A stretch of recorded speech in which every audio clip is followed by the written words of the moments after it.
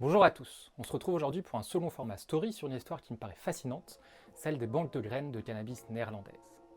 Alors déjà, pourquoi s'intéresser à ces entreprises? Tout simplement parce qu'elles ont été de véritables pionnières et opéraient dans un lieu devenu légendaire, Amsterdam. Elles ont influencé les breeders du monde entier et ont même contribué à façonner l'industrie européenne du cannabis médical. Elles sont aussi profondément liées au microcosme néerlandais du cannabis, avec ses coffee shops, ses cannabis cups et ses amateurs passionnés. Avant de nous jeter dans notre sujet, un détour par notre sponsor du jour. Pour cette vidéo, nous avons le plaisir de nous faire accompagner par Royal Queen Seeds. Merci à eux pour leur soutien qui me permet de faire cette vidéo. Je dois donc vous parler de leur gamme de variétés F1. Sortis en 2023, les hybrides F1 sont une nouvelle génération de graines qui produisent des plantes identiques à la même hauteur avec un rendement, une taille et une couleur accrue, ainsi qu'un profil phytochimique amélioré. Grâce à la vigueur hybride, une caractéristique transmise par le croisement de deux lignées pures, les hybrides F1 offrent des niveaux plus élevés de cannabinoïdes, des récoltes plus importantes et une meilleure résistance aux parasites et au stress environnemental. La Orion F1 que vous voyez actuellement à l'image est issue des variétés Blue Mammoth Auto, Blue Dream et Amnesia, et a conservé la vigueur de rendement de ses parents tout comme leurs terpènes puissants. Royal Queen Seeds vous offre un code promo Newsweed avec une réduction de 20% sur la plupart de leurs produits. Vous trouverez évidemment le lien en description. Merci encore à eux et maintenant, place à l'histoire des banques de graines de cannabis néerlandaises.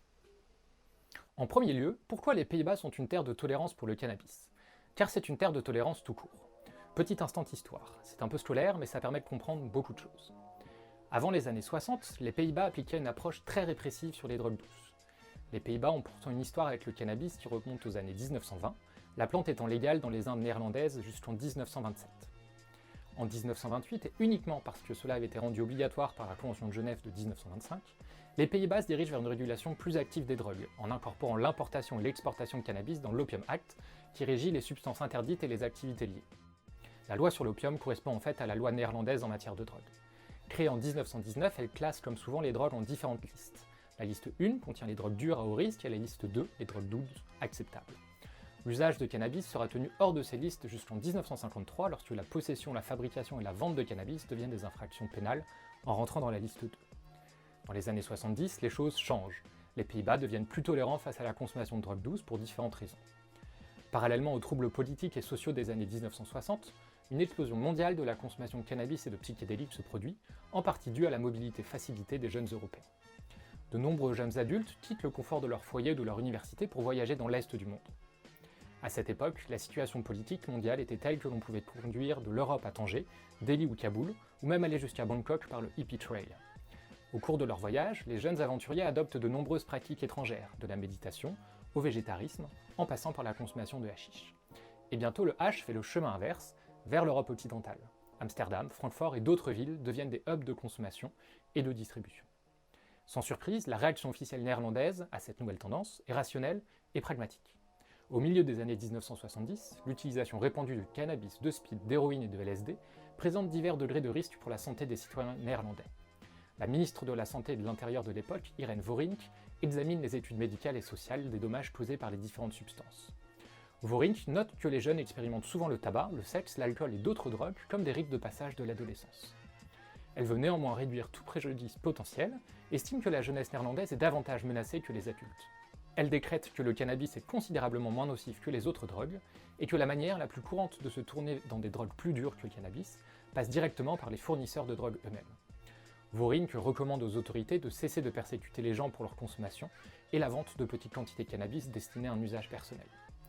L'attitude libérale du gouvernement néerlandais vis-à-vis de la drogue tranche évidemment avec celle des autres pays, notamment avec la France, jusqu'à nos jours. Et pour l'expliquer, plusieurs éléments rentrent en compte. Premièrement, et c'est le plus important, la police néerlandaise a une longue tradition d'application indulgente de la loi, fondée sur le principe d'opportunité. Cela signifie qu'elle ne réprime pas automatiquement les activités illégales. Au contraire, elle n'applique les lois que lorsqu'il existe un risque évident ou un préjudice réel pour les individus ou la société. Deuxièmement, les partis religieux commencent à se rendre compte qu'ils perdent progressivement la position dominante qu'ils occupaient dans le paysage politique de l'immédiat après-guerre. En particulier, ils craignent de perdre le contact avec la jeune génération. Par exemple, le parti anti-révolutionnaire, un parti politique chrétien relativement progressiste, craignait que l'application agressive des lois sur le cannabis n'aggrave le conflit générationnel et appelle à une approche qui reconnaîtrait la capacité des jeunes à prendre leurs propres décisions. Le ministre de la Justice de 68 à 73, Van Acht, du Parti catholique du peuple, était du même avis. il était également convaincu que la légalisation était en fin de compte la réponse la plus appropriée à l'essor des nouvelles sous-cultures, dans lesquelles la consommation de cannabis jouait un rôle important. Le troisième processus a été la prolifération générale des mouvements de jeunesse aux Pays-Bas, et à Amsterdam en particulier, qui étaient considérés comme des partenaires légitimes pour le débat. Ces derniers ont initié les ancêtres des coffee shops dans les années 70, qui prenaient place dans les clubs de jeunes de l'époque. Ces derniers étaient tolérés à condition qu'ils répondent aux critères dits AHOJG, pas de publicité, pas de drogue dure, pas de nuisance, pas de clientèle mineure et pas de grande quantité. Ces mêmes critères seront repris pour tolérer officiellement les coffee shops à partir des années 1980. Bien avant qu'il ne soit socialement accepté, le cannabis avait déjà poussé aux Pays-Bas. Il était donc logique que les fumeurs des années 60 essayent de le cultiver. Les premières plantes sont feuillues et de faible puissance et ressemblent davantage à du chanvre industriel qu'à autre chose. More rope than dope, comme l'écrit Ed Rosenthal, le célèbre cultivateur de cannabis américain. Dès 1970, l'entreprise hollandaise Oka Tribe cultive à destination des fleurs. Même si les graines provenaient de Thaïlande et d'Afghanistan, il était difficile d'obtenir des plantes puissantes, en grande partie parce qu'il est très difficile de faire fleurir les plantes avant que la pluie d'automne et le froid hollandais n'arrivent. En 1978, les États-Unis exportent leurs premières variétés aux Pays-Bas, qui deviennent désormais la norme. Les années 80 ont donc vu la formation des premières banques de graines, la Lowlands Seeds Company, The Seed Bank, le Super Sativa Club et Sensi Seeds. Et c'est grâce aux efforts journalistiques d'Ed Rosenthal que les breeders ont commencé à communiquer entre eux, à échanger des informations et des génétiques. En 1985, les variétés développées aux États-Unis, la Skunk No. 1, Early Pearl, Original Haze, Northern Lights et Holland's Hope, sont les premières à être cultivées dans des serres hollandaises. L'essor des Pays-Bas sur la scène internationale du cannabis s'est avant tout fait par les premiers breeders, ces cultivateurs qui ont créé les variétés tant connues aujourd'hui et qui ont dispensé leur potentiel via leur banque de graines. Leur histoire est souvent rapportée, possiblement déformée. Et pour qui n'a pas vécu cette époque, les témoignages sont difficiles à rassembler. Je ne peux donc pas être exhaustif sur le sujet et ne peux que parler des initiatives les plus visibles, même si l'histoire des breeders est bien plus complète que ce qui va suivre et déborde largement du seul cadre d'Amsterdam. Un des premiers breeders d'Amsterdam est probablement Neville Schoenmakers, décédé en mars 2019. Né à Perth, en Australie occidentale de parents néerlandais, Schoenmakers déménage aux Pays-Bas en 1976. Là, il commence à cultiver du cannabis pour un usage personnel. Il découvre rapidement que les variétés thaïlandaises, colombiennes et africaines disponibles dans le commerce ne fonctionnent pas bien dans le climat nord-européen des Pays-Bas, ni à l'intérieur sous un éclairage artificiel. Réalisant que la solution au problème était une meilleure génétique, il décide que la meilleure façon d'obtenir une bonne génétique est de créer une banque de semences. En 1984, Schoenmakers crée The Seed Bank. C'est à cette époque qu'il rencontre David Watson, un collectionneur et sélectionneur de cannabis de Californie, mieux connu sous le nom de Sam the Skunkman. Schoenmakers a pu acheter à Watson les premières variétés californiennes, Original Ace, Skunk No. 1, Early Girl et California Orange. C'est à partir de ce moment que Schoenmakers collectionne de nombreuses variétés de cannabis puissantes et les croise pour créer ses propres variétés.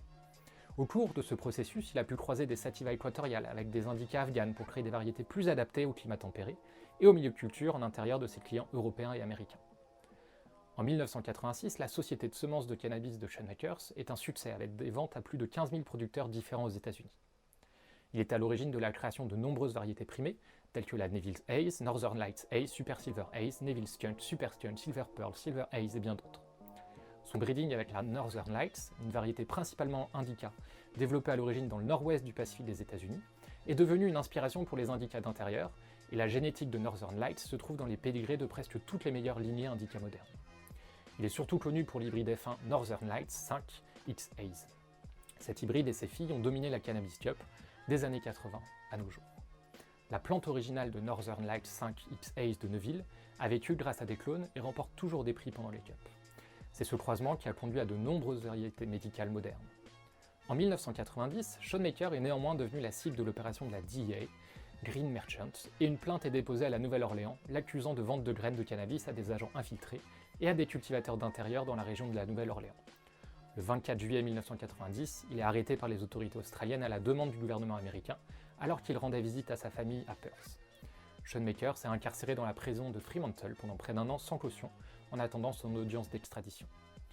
Le 21 juin 1991, quelques semaines seulement avant la date de son audience devant la Cour fédérale, il obtient finalement une libération sous caution, pour une raison inconnue, et disparaît ensuite d'Australie. Quelque temps après son retour aux Pays-Bas, il figure sur la liste des personnes les plus recherchées par le FBI. Et comme ses activités sont légales en vertu du droit néerlandais, son extradition est refusée et les charges finalement abandonnées. En 1991, Sean Maker vend The Seed Bank à Sensi Seeds, où il a travaillé pendant une courte période en tant que breeder principal, avant de fonder la société Greenhouse Seeds avec Ariane Roskam et Shanti Baba. En 1998, largement considéré comme le breeder de cannabis moderne le plus performant, avec plusieurs victoires à la High Times Cannabis Cup, Sean Maker vend sa part de Greenhouse Seeds et retourne dans l'ombre. Tout comme Neville, Shanti Baba, de son vrai nom Scott Blakely, est né en Australie. C'est vers l'âge de 13 ans qu'il découvre le cannabis avec quelques copains. Shanti Baba se passionne alors pour cette plante et commence réellement à cultiver du cannabis au milieu des années 70, motivé par un appétit insatiable de fumer cette plante et de ne jamais avoir pu trouver un produit satisfaisant sur le marché noir, selon ses propres termes. C'est avec un master en biologie qu'il parcourt le monde, et particulièrement l'Asie dans les années 80. Il voyage de village en village sur sa Royal Enfield Bullet de 64, à la recherche des meilleures graines. Inde, Afghanistan, Pakistan, Birmanie ou encore Bhoutan, les nombreuses rencontres qu'il effectue lui permettent de trouver des variétés préservées et d'apprendre différentes techniques de culture avec les fermiers locaux. Scott se base à Amsterdam au début des années 90 avec dans ses bagages une importante et impressionnante collection de graines de cannabis. Il commence à travailler avec Neville et Ariane, avec qui il fonde en 1994 la Greenhouse Seed Company. L'héritage historique de Shanti Baba repose sur la White Widow et la suite des variétés White, White Rhino, White Russian, mais comme je l'ai expliqué dans une précédente vidéo, la paternité de cette variété reste un vaste débat depuis les années 90. Quoi qu'il en soit, la White Widow remporte la Cannabis Cup en 1995. Shanti Baba continue de travailler chez Greenhouse jusqu'en 1998, et suite à des divergences avec son partenaire hollandais, il revend ses parts dans Greenhouse à Ariane et s'exile en Suisse. Grâce à sa réputation, Shanti Baba rencontre de nombreuses personnalités.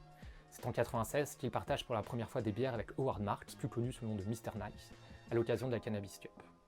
Suite à la vente de ses parts dans Greenhouse, Shanti Baba récupère toutes ses plantes mères et pères et fonde avec Mr. Nice une nouvelle banque de graines, Mr. Nice Seed Bank. Ils sont rejoints ensuite par Neville. Ils recommencent alors à créer de nouvelles variétés sous la bannière M&S. Pour mettre fin à la polémique, Shanti Baba et Mr. Nice Seed Bank ont renommé la White Widow en Black Widow, et les graines commercialisées sont officiellement issues des parents originels. Il est donc possible que les White Widow proposées par de nombreuses banques de graines ne soient pas directement issues de l'original créé en 1995. En parallèle de ce projet, il crée Gene Bank Technology, société destinée aux entreprises périphériques comme la bière de chanvre, les pépinières de clonage, l'extraction d'huile essentielle, ou encore la production de graines. Après 4 ans de fonctionnement normal, tous les biens de GBT ont été saisis par des procureurs suisses qui souhaitaient éliminer le chanvre début 2023. Les ennuis commencent pour Scott. Il est emprisonné pendant 14 mois avant d'être libéré fin 2004. Il parvient à récupérer ses plantes mères et peut continuer ainsi à produire pour M&S. Les autres activités sont abandonnées suite à cette mésaventure. Mr. Nice Seed Bank et Resin Seeds s'associent en 2009 dans le but de créer des variétés à but médicinal. Le CBD Crew lance dès 2011 des graines produisant des plantes à forte teneur en CBD et qui s'adressent directement à des patients et des malades utilisant le cannabis pour se soigner. Contrairement aux créations de M&S, où Shanti Baba crée des variétés selon ses propres goûts, les créations de CBD Crew permettent de répondre à un cahier des charges strict et aux besoins des patients. Le CBD Crew regroupe aujourd'hui plusieurs banques de graines dans le but de proposer le maximum de variétés avec de forts taux de CBD. Finissons avec Sensi Seeds et son fondateur Ben Dronkers. Ben Dronkers a commencé à collectionner des graines et à cultiver du cannabis au milieu des années 70. De la fin des années 70 au milieu des années 80, Ben parcourt le monde à la recherche des meilleures génétiques, en se concentrant sur des régions célèbres pour leurs anciennes traditions de cannabis. Ces voyages le conduisent d'Asie centrale à l'Hindu Kush et à l'Himalaya, en passant par le sous-continent jusqu'en Asie du Sud-Est dans les tropiques. Au cours de cette période, Ben collectionne des graines de nombreux et superbes génotypes. C'est vers 1984 que la passion de Ben pour la ganja passe de la collection au breeding. En utilisant sa vaste collection de graines indica et sativa comme point de départ, il commence plusieurs programmes de croisement afin de combiner les gènes de différents cultivars en de nouveaux hybrides de cannabis. Nous l'avons vu, au début des années 80, les premiers exemples d'hybrides stabilisés en provenance des États-Unis arrivaient en Europe. Ben a pu obtenir ses génétiques originales, y compris la Haze et la Skunk, faisant du fondateur de Sensi l'un des 3 seuls cultivateurs hollandais à avoir eu accès à cette première vague d'hybrides américains. La nouvelle génétique a encore renforcé et élargi les bibliothèques de gènes des 3 breeders et a également servi d'excellent modèle pour le processus de croisement. À bien des égards, cet afflux de nouveaux matériels génétiques a été la dernière étape requise pour la création de nouveaux hybrides de classe mondiale en Europe. En 1985, la première incarnation de Sensi Seeds est fondée, le Sensi Seed Club, également connu sous le nom de Sensi Connoisseur Club. Les programmes de sélection existants ont été étendus et centralisés, avec un effort énorme pour normaliser le processus de création d'hybrides, ainsi que pour conserver des enregistrements méticuleux de la généalogie des plantes et des interrelations. Entre 1985 et 1990, les programmes de sélection du Sensi Seed Club se sont poursuivis à un rythme soutenu. La plupart du travail a été effectué en intérieur, permettant d'avoir plusieurs générations en une seule année. Ces premiers hybrides étaient le plus souvent fabriqués à partir de variétés qui présentaient leurs propres caractéristiques physiques uniques, tout en ayant des origines géographiques à peu près similaires. Les H-plantes afghanes des vallées de l'Hindu Kush, chacune élevée selon les goûts locaux, ont été réunies en de multiples hybrides qui étaient encore plus grands que la somme de leurs parties. Le même processus a été appliqué aux sativas africaines et asiatiques, avec grand succès. En 1986, la boutique Sensi Seed Club ouvre ses portes à Amsterdam. Les graines de la SSC et de la banque de graines ont été vendues dans ce magasin, ainsi que du matériel de culture et des livres sur la culture du cannabis, ce qui en fait le premier magasin de graines et de culture tout en un aux Pays-Bas. En 1991, Ben achète la Seed Bank à Neuville Schoenmakers et le stock de génétique des deux sociétés est fusionné pour former la Sensi Seed Bank que nous connaissons aujourd'hui. La dernière décennie du XXe siècle sera une période de croissance continue pour la famille Sensi Seeds. La bibliothèque génétique de Sensi Seeds et la création de nouveaux hybrides ont continué de s'étendre, et en l'espace de 10 ans, la vingtaine de variétés proposées dans le premier catalogue Sensi Seed Bank est passée à près de 40.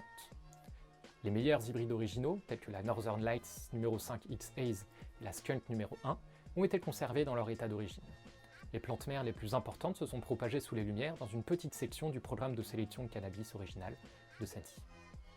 D'autres hybrides, dont la Big Bud et la Super Skunk, ont été retravaillés sous des formes plus souhaitables. De nouveaux hybrides Sensi sont apparus régulièrement au cours de cette période. Des variétés comme la Black Domina, la Fruity Juice et la célèbre Jack Herer sont devenues légendaires presque dès leur sortie. Les hybrides Sensi ont remporté d'innombrables récompenses dans les différentes compétitions de cannabis au cours de cet âge d'or du breeding néerlandais. Des modifications à la loi néerlandaise à la fin des années 90 ont sérieusement entravé la sélection de nouvelles variétés et de la production de semences, et n'ont pas mis un terme aux activités de Sensi. Sensi Seeds a pu lancer 5 nouvelles variétés au cours du nouveau millénaire, dont la Mother's Finest, lauréate du premier prix dans la catégorie Sativa à la Cannabis Cup 2002, et la Ed Rosenthal Superbud. Sensi Seeds s'est aussi étendue par concentration.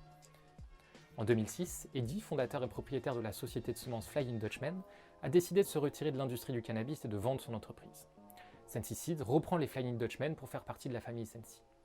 Curieusement, Ben et Eddy étaient dans les années 80 deux des trois breeders néerlandais à avoir reçu la Skunk numéro 1 et la Haze. Les trois breeders ont ensuite amené les hybrides américains dans des directions différentes, en les croisant avec leur propre collection de cultivars de cannabis. Ben avait déjà acquis la génétique de la Seed Bank en 1991. Lorsque les Flying Dutchmen sont devenus membres de la Sensi Seed Bank, les trois branches de ce vaste arbre généalogique de génotypes de cannabis ont été réunies sous une seule bannière. Parmi les nombreuses anecdotes qui entourent la vie de Ben Dronkers, il est assez méconnu qu'il est aujourd'hui le propriétaire du Cannabis Castle, un château qui héberge les pieds mères des variétés qui ont fait la renommée de Sensi Seeds et autrefois propriété de Neuville Schoenmakers. Neuville avait tiré parti du fait que les Pays-Bas autorisaient la culture de cannabis si elle n'était destinée qu'aux fibres et graines, sans restriction sur les variétés. C'est là que des variétés classiques comme la Jack Herer et la Black Domina ont été créées dans les salles de culture du sous-sol du château. En 1994 et 1995, la famille Dronkers a offert aux participants de la High Times Cannabis Cup à Amsterdam la possibilité de visiter le château de cannabis dans le cadre d'une visite spéciale. Certaines images tirées de VHS circulent encore, où l'on peut d'ailleurs voir certains membres français du cirque. La sélection de graines est aujourd'hui assurée par Enflax, une autre société de Ben Dronkers. En décembre 2024, Sensi Seeds, Barnes Farm et I Love Growing Marijuana, un forum américain de growing, ont annoncé leur intention de fusionner leurs activités et de s'introduire en bourse aux États-Unis, ce qui constituera une première pour des entreprises de graines de cannabis. Dans la lignée de ces banques de graines très célèbres, de nombreux autres suivront aux Pays-Bas. Parmi elles, citons Dutch Passion, TH Seeds, Barnes Farm, Paradise Seeds, Devil Harvest Seeds ou notre sponsor du jour, Royal Queen Seeds. Royal Queen Seeds a été fondé il y a 15 ans par Boy Ramsahai aux Pays-Bas avant de s'installer en Espagne en 2016. Depuis sa création, RQS a connu une croissance constante, devenant un nom important dans l'industrie du cannabis. En 2019, RQS a commencé à exporter des graines à des producteurs sous licence dans le monde entier, fournissant une large gamme de génétique à l'industrie médicale du cannabis. Un an plus tard, en 2020, l'entreprise a lancé ses programmes de sélection professionnelle, combinant des techniques de pointe et des années d'expertise dans le domaine. Une des grandes innovations de RQS a été l'introduction de son programme de sélection hybride F1 au début de l'année 2023. Ce lancement a apporté un nouveau niveau de cohérence aux cultivateurs, offrant une option révolutionnaire, selon leurs mots, dans la culture du cannabis. Dans le cadre de son expansion mondiale, RQS a fait son entrée sur le marché américain pour répondre à l'essor de l'industrie légalisée de la culture à domicile. L'entreprise s'est associée à la légende de la boxe, Mike Tyson, pour créer une ligne de graines en édition spéciale conçue en collaboration avec lui. RQS s'est également aventuré sur le marché asiatique à la mi-2022, en ouvrant le premier centre de culture immersif en Thaïlande que vous avez pu voir sur une de nos précédentes vidéos. Ce centre présente un processus transparent de culture du cannabis, de la graine à la fleur. Pour en revenir à Amsterdam, la ville a été un terreau fertile à l'implantation des banques de graines, mais aussi pour les autocultivateurs. Cette tendance a donné naissance à un concept connu désormais sous le nom de grow shop.